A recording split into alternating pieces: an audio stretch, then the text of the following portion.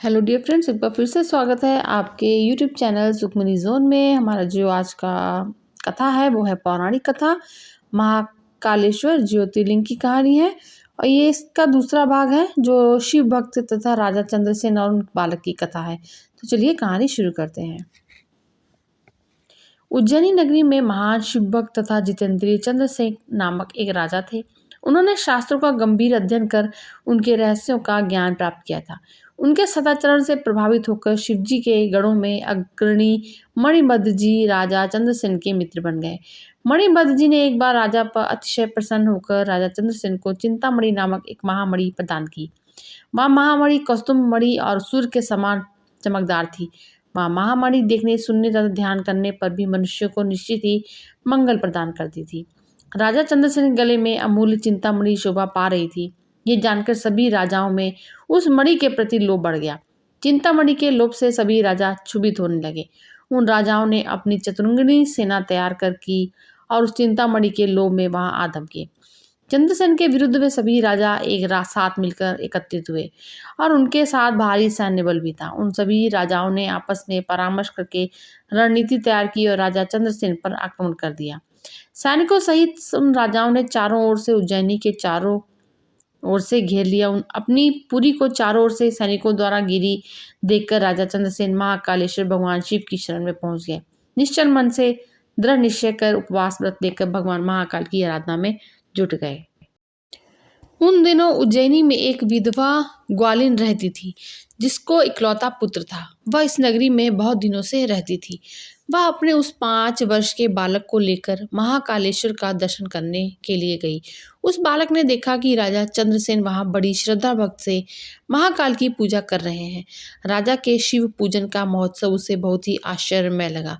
उसने पूजन को निहारते हुए भक्ति भावपूर्वक महाकाल को प्रणाम किया और अपने निवास स्थान पर लौट गई। उस ग्वालिन माता के साथ उसके बालक ने भी महाकाल की पूजा का कौतूहल पूर्वक अवलोकन किया। इसलिए घर वापस आकर उसने भी शिव जी का पूजन करने का विचार किया। वह एक सुंदर सा पत्थर ढूंढकर लाया और अपने निवास से कुछ ही दूरी पर अन्य किसी के निवास के पास एकांत में रख दिया। अपने मन में निश्चय करके उस पत्थर को ही शिवलिंग मान लिया। वह शुद्ध मन से भक्ति भावपूर्ण मानसिक रूप से गंध धूप दीप नैवेद्य अलंकार आदि जुटाकर उसने उस शिवलिंग की पूजा की। वह सुंदर सुंदर पत्तों तथा फूलों को बार बार पूजन के बाद उस बालक ने बार बार भगवान के चरणों में नतमस्तक लगाया। बालक का चित्त भगवान के चरणों में आसक्त था और वह विह्वल होकर उसको दंडवत प्रणाम कर रहा था। उसी समय ग्वालिन ने भोजन के लिए अपने पुत्र को प्रेम से बुलाया। उधर उस बालक का मन शिव जी की पूजा में रमा हुआ था, जिसके कारण वह बाहर से बेसुध था। माता द्वारा बार बार बुलाने पर भी बालक को भोजन करने की इच्छा नहीं हुई और वह भोजन करने नहीं गया। तब उसकी माँ स्वयं उठकर वहां आती है। माँ ने देखा कि उसका बालक एक पत्थर के सामने आंखें बंद करके बैठा है। वह उसका हाथ पकड़कर बार बार खींचने लगी। इस पर भी वह बालक वहां से नहीं उठा, जिससे उसकी माँ को क्रोध आया और उसने उसे खूब पीटा। इस प्रकार खींचने और मारने पीटने पर भी जब वह बालक वहां से नहीं हटा तो माँ ने उस पत्थर को उठाकर दूर फेंक दिया। बालक द्वारा उस शिवलिंग पर चढ़ाई गई सामग्री को भी उसने नष्ट कर दिया। शिव जी का अनादर देखकर बालक हाय हाय करके रोने लगा। क्रोध में आग उबला हुई ग्वालिन अपने बेटे को डांट फटकार कर पुनः अपने घर में चली गई।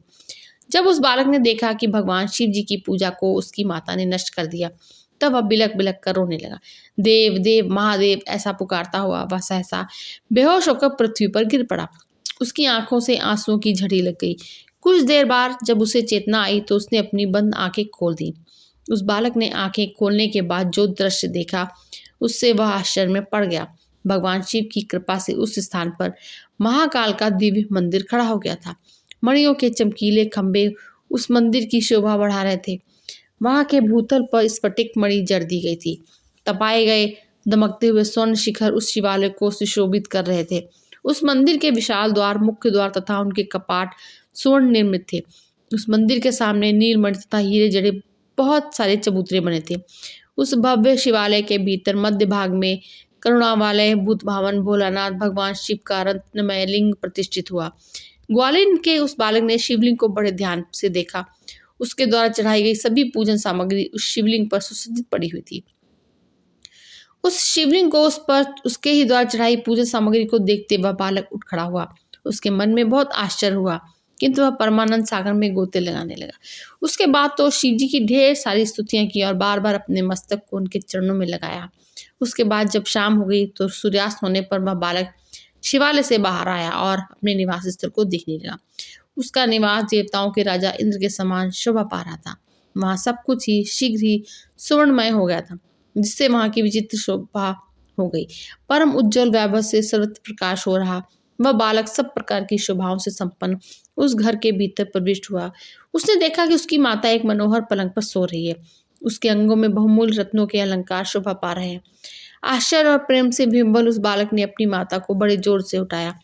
उसकी माता भी भगवान शिव की कृपा प्राप्त कर चुकी थी।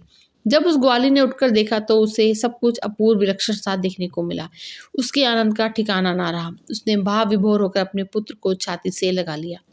अपने बेटे से शिव के कृपा प्रसाद का संपूर्ण वर्णन सुनकर उस ग्वाली ने राजा चंद्रसेन को सूचित किया। निरंतर भगवान शिव के भजन पूजन में लगे रहने वाले राजा चंद्रसेन अपना नित्य नियम पूरा कर रात्रि के समय पहुंचे। उन्होंने भगवान शंकर को संतुष्ट करने वाले ग्वालिन के पुत्र का वह प्रभाव देखा। उज्जैनी को चारों ओर से घेर कर युद्ध के लिए खड़े उन राजाओं ने भी गुप्तचरों के मुख से प्रातःकाल उस अद्भुत वृत्तांत को सुना। इस विलक्षण घटना को सुनकर सभी नरेश आश्चर्यचकित हो उठे। उन राजाओं ने आपस में मिलकर पुनः विचार विमर्श किया। परस्पर बातचीत में उन्होंने कहा कि राजा चंद्रसेन महान शिव भक्त हैं, इसलिए इन पर विजय प्राप्त करना अत्यंत कठिन है। ये सभी प्रकार से निर्भय होकर महाकाल की नगरी उज्जैनी का पालन पोषण करते हैं। जब इस नगरी का एक छोटा बालक भी ऐसा शिव भक्त है तो राजा चंद्रसेन का महान शिव भक्त होना स्वाभाविक ही है। ऐसे राजा के साथ विरोध करने पर निश्चय ही भगवान शिव क्रोधित हो जाएंगे। शिव के क्रोध करने पर तो हम सभी नष्ट हो ही जाएंगे। इसलिए हमें इस नरेश से दुश्मनी न करके मेल मिलाप ही कर लेना चाहिए, जिससे भगवान महेश्वर की कृपा हमें भी प्राप्त होगी। युद्ध के लिए उज्जैनी को घेरे उन राजाओं का मन भगवान शिव के प्रभाव से निर्मल हो गया और शुद्ध हृदय से सभी ने हथियार डाल दिए। उनके मन में राजा चंद्रसेन के प्रति बैर भाव निकल गया और उन्होंने महाकालेश्वर पूजन किया। उस समय परम तेजस्वी श्री हनुमान वहां प्रकट हो गए। उन्होंने गोप बालक को अपने हृदय से लगा और राजाओं की ओर देखते हुए कहा, राजाओं, तुम सब लोग तथा अन्य देहधारी गण भी ध्यानपूर्वक हमारी बातें सुने। मैं जो कहूँगा उससे तुम सभी को कल्याण होगा। उन्होंने बताया कि शरीरधारियों के लिए भगवान शिव से बढ़कर अन्य कोई गति नहीं है, अर्थात महेश्वर की कृपा प्राप्ति ही मोक्ष का सबसे उत्तम साधन है। ये परम सौभाग्य का विषय है कि इस गोप कुमार ने शिवलिंग का दर्शन किया और उससे प्रेरणा लेकर स्वयं शिव की पूजा में प्रवृत्त हुआ। ये बालक किसी भी प्रकार का लौकिक अथवा वैदिक मंत्र नहीं जानता, किंतु इसने बिना मंत्र का प्रयोग किए ही अपनी भक्ति निष्ठा के द्वारा भगवान शिव की आराधना की और उन्हें प्राप्त कर लिया। ये बालक अब गोप वंश की कीर्ति को बढ़ाने वाला तथा उत्तम शिव भक्त हो गया है। भगवान शिव की कृपा से यह लोक के संपूर्ण भोगों का उपभोग करेगा और अंत में मोक्ष को प्राप्त कर लेगा। इसी बालक के कुल में इससे 8वीं पीढ़ी में महायशस्वी नंद उत्पन्न होंगे और उनके यहाँ की ही साक्षात नारायण का प्रादुर्भाव होगा। वे भगवान नारायण ही नंद के पुत्र के रूप में प्रकट होकर श्री कृष्ण के नाम से जगत में विज्ञात होंगे। ये गोप बालक भी जिस पर की भगवान शिव की कृपा हुई है, श्रीकर गोप के नाम से विशेष प्रसिद्धि प्राप्त करेगा। शिव के ही प्रतिनिधि वानराज हनुमान जी ने समस्त राजाओं से राजा चंद्रसेन को अपनी कृपा दृष्टि से देखा। उसके बाद अति प्रसन्नता के साथ उन्होंने गोप बालक श्रीकर को शिव जी की उपासना के संबंध में बताया। पूजा अर्चना की जो विधि और आचार व्यवहार भगवान शंकर को विशेष प्रिय हैं, उसे भी श्री हनुमान जी ने विस्तार पूर्वक बताया। अपना कार्य पूरा करने के बाद वे समस्त भूपालों तथा राजा चंद्रसेन से और गोप बालक को श्रीकर से विदा लेकर वहीं पर तत्काल अंतर्धान हो गए। राजा चंद्रसेन की आज्ञा प्राप्त कर सभी नरेश भी अपनी राजधानियों को वापस हो गए। कहा जाता है भगवान महाकाल तब से ही उज्जैनी में स्वयं विराजमान है। हमारे प्राचीन ग्रंथों में महाकाल की असीम महिमा का वर्णन मिलता है। महाकाल साक्षात राजाधिराज देवता माने गए हैं। फ्रेंड्स, कहानी सुनने के लिए आप सभी को बहुत बहुत शुक्रिया।